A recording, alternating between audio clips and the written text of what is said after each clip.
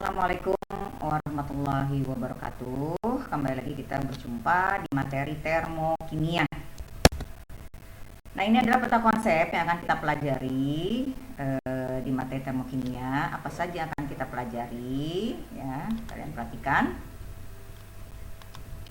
Yang akan kita pelajari adalah mengenai reaksi di dalam termokimia. Ya, apa saja reaksi yang dapat terjadi? Kemudian perubahan entalpi. Apa itu perubahan entalpi? Nanti akan kita jelaskan. Berikut kita akan membahas mengenai sistem dan lingkungan, ya. Nanti satu-satu akan kita bahas. Baiklah, kita lanjutkan materi apa sih itu termokimia, ya. Jadi termokimia adalah cabang dari ilmu kimia yang mempelajari hubungan antara reaksi dengan panas. Ya. Ilmu yang mempelajari hubungan antara reaksi dengan panas. Nah, apa saja yang dipelajari? Yang akan kita pelajari adalah mengenai perubahan energi yang menyertai reaksi kimia, kemudian reaksi kimia yang berlangsung secara spontan, dan reaksi kimia dalam kedudukan kesetimbangan. Nah, coba kalian perhatikan gambar berikut ini, ya. Ini apa ini? Ini kayak api unggun, ya. Kayu yang dibakar. Nah, saat kayu dibakar, maka akan dihasilkan panas. Kita akan merasakan panas, ya. Sehingga keadaan menjadi panas, dan saat api padam, lama-kelamaan suhu di sekitarnya akan kembali menjadi normal, ya. Nah, sekarang pertanyaannya, kemana kalori yang dihasilkan dari proses pembakaran kayu? Apakah kalori itu hilang? Nah, nanti kita akan pelajari, ya. Nah, kita sekarang bahas mengenai sistem dan lingkungan. Apa sih sistem? Ya, sistem adalah reaksi atau proses yang sedang menjadi pusat perhatian kita. Jadi, apa yang menjadi pusat perhatian kita, itulah yang disebut dengan sistem. Nah, kemudian apa itu lingkungan? Ya, lingkungan adalah segala sesuatu yang berada di sekitar sistem. Seperti tadi proses kayu dibakar. Sistemnya siapa? Sistemnya itu ya kayu yang dibakar. Itu ada sistemnya karena itu menjadi pusat perhatian kita. Nah, lingkungan yang mana? Lingkungan ya suhu. Kita merasakan panas di sekitarnya, itu berarti kan suhu. Ya. Itu adalah lingkungan.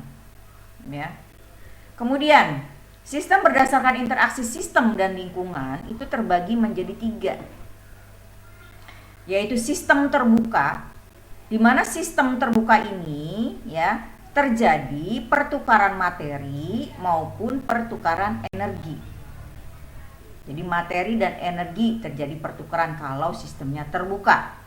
Sementara kalau sistemnya tertutup, hanya terjadi pertukaran energi saja. Sedangkan kalau sistem terisolasi, tidak ada pertukaran sama sekali, baik materi maupun energi. Ya. Contoh, sistem terbuka. Ya, kalau kalian memasak air dalam panci, pancinya tanpa tutup, nah itu adalah sistem terbuka. Kenapa? Karena nanti airnya akan menguap dan energinya akan keluar, tidak ada penghalang. Sementara kalau sistem tertutup seperti apa? Ya seperti kalau kalian memasak air dalam panci, pancinya diberi tutup. Nah, materi tidak ada yang keluar, tetapi ada energi yang keluar. Ya. Sementara sistem terisolasi tidak ada pertukaran. Jadi benar-benar tertutup. Seperti apa? Seperti kalau kalian menyimpan air panas di dalam termos. Ya, makanya kan panasnya awet. Karena dia sistemnya terisolasi. Nah, sekarang kita membahas mengenai perubahan entalpi. Perubahan entalpi disingkat atau disimbolkan dengan delta H. Apa sih entalpi, ya? Entalpi adalah sejumlah energi yang dimiliki sistem pada tekanan tetap. Kemudian perubahan entalpi apa? Perubahan entalpi adalah perubahan energi yang menyertai peristiwa perubahan kimia pada tekanan tetap. Kita tidak dapat menghitung entalpi suatu sistem, tapi kita dapat menghitung perubahan entalpinya. Ya. Nah, perubahan entalpi sama saja dengan Q, kalor reaksi. Delta H sama dengan Q reaksi.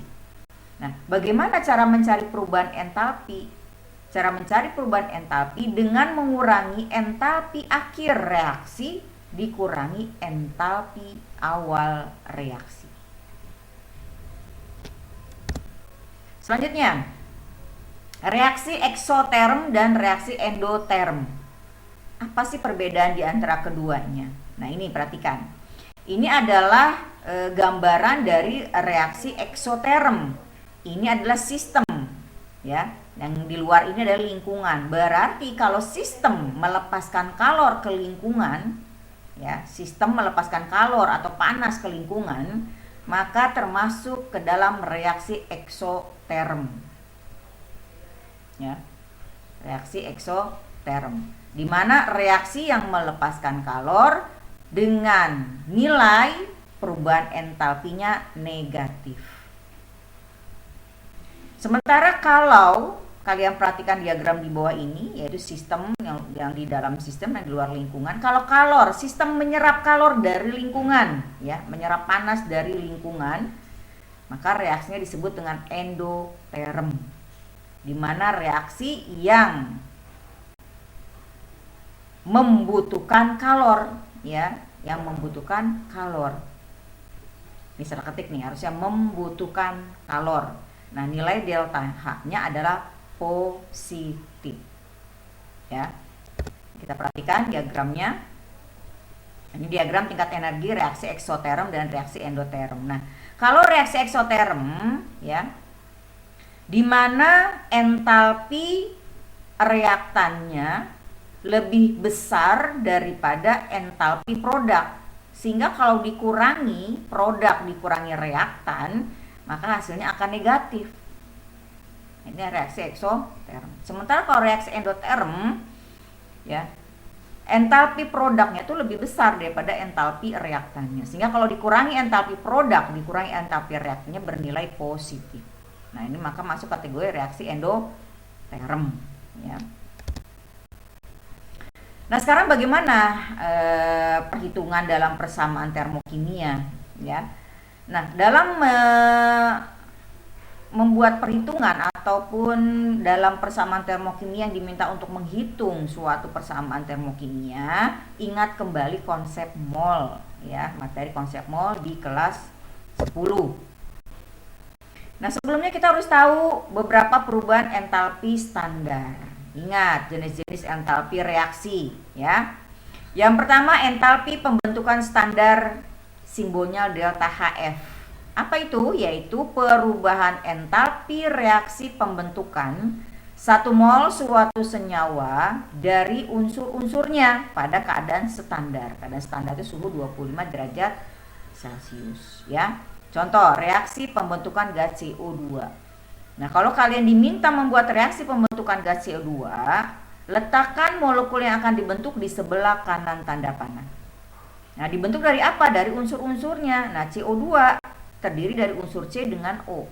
Tulis C dan O. Kok ini O2? Nah, yang harus kalian perhatikan untuk gas seperti oksigen, nitrogen, ya, hidrogen, dan unsur-unsur golongan 7A, F, Cl, Br, dan I pada keadaan bebasnya berupa molekul diatomik. Jadi penulisannya berupa O2, misalnya N2, H2, F2, Cl2, Br2, I2. Ya. Jadi CO2 dibentuk dari satu unsur C. Ingat nih, 1 mol. 1 mol ini berarti koefisien CO2-nya 1. Ya.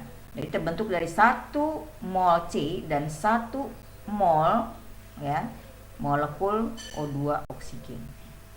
Disertai dengan delta H, ya. Namanya persamaan termokimia selalu menyertai perubahan entalpinya.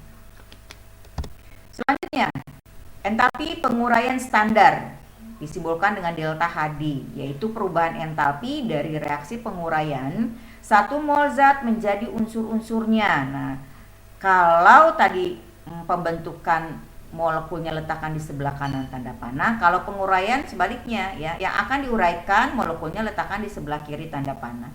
Terurai menjadi unsurnya, ya, jadi 1 mol CO2, ingat nih, 1 mol zat, jadi 1 mol CO2 terurai menjadi 1 mol C dan 1 mol molekul gas oksigen. Delta H sama dengan min X kilojoule, ya.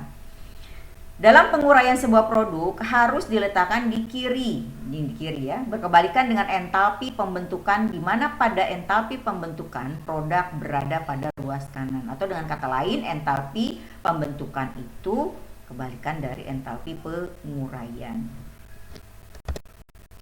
Selanjutnya entalpi pembakaran delta Hc ya adalah perubahan entalpi reaksi pembakaran 1 mol zat pada keadaan standar. Contoh reaksi pembakaran gas metana CH4 ya. CH4 tidak 1 mol ya. Kalau 1 mol berarti koefisiennya 1. Misalnya 1 CH4, 1 mol CH4 direaksikan dengan gas oksigen, maka akan dihasilkan gas karbon dioksida dan air. Nah, koefisien yang lain menyesuaikan, tapi ini harus 1 ya. Yang lain menyesuaikan koefisiennya, disetarakan. Lalu kenapa setiap reaksi pembakaran penulisan reaksinya menggunakan oksigen? Ya, karena dalam pembakaran suatu zat pasti akan bereaksi dengan api. Dan bila suatu api menyala atau membakar, itu dikarenakan dalam peristiwa api menyala ia pasti membutuhkan oksigen. Maka dari itu dalam reaksi kimia, suatu zat bila terjadi peristiwa pembakaran, maka direaksikan dengan gas oksigen.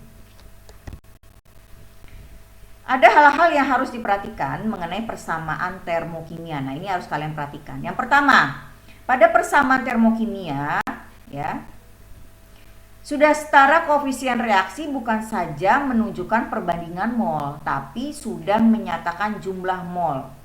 Dengan kata lain, koefisien menyatakan jumlah mol.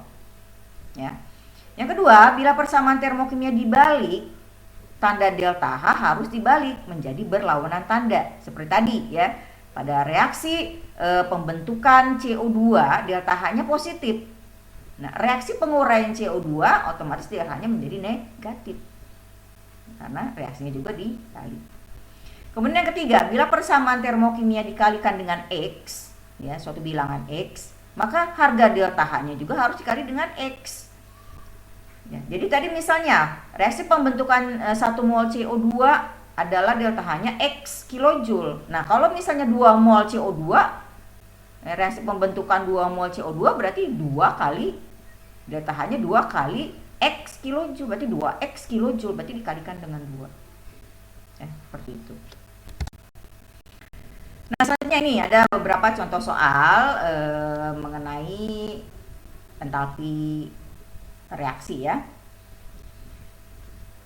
Contoh yang pertama, tuliskan persamaan termokimianya jika diketahui data.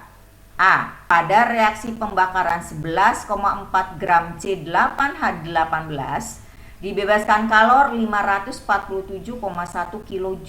Diketahui ARC sama dengan 12, H sama dengan 1, O sama dengan 16. Nah, langkah-langkahnya perhatikan ya. Gunakan rumus konsep molnya, di mana data massa harus diubah ke dalam mol. Nah, kita ketahui massa C8H18 adalah 11,4 gram. Ya. MrC8H18 berapa? Ingat tuh mencari mol koreatif bagaimana? Massa mol korelatif ya. 8 kali ARC ya, ditambah 18 kali ARH. Ya, jadi sama dengan 8 kali 12 ditambah 18 kali 1. Hasilnya berapa? 96 tambah 18 adalah 114 gram per mol. Nah, molnya berapa? Konsep molnya diingat-ingat ya. Mencari mol adalah massa dibagi massa mol korelatif ya. Didapatkan hasilnya 11,4 gram dibagi 114 gram per mol. Didapatkan hasil 0,1 mol. Ya, berarti C8H18-nya 0,1 mol. Dengan kata lain, berarti untuk reaksi pembakaran 0,1 mol C8H18 dibebaskan kalor 547,1 kilojoule.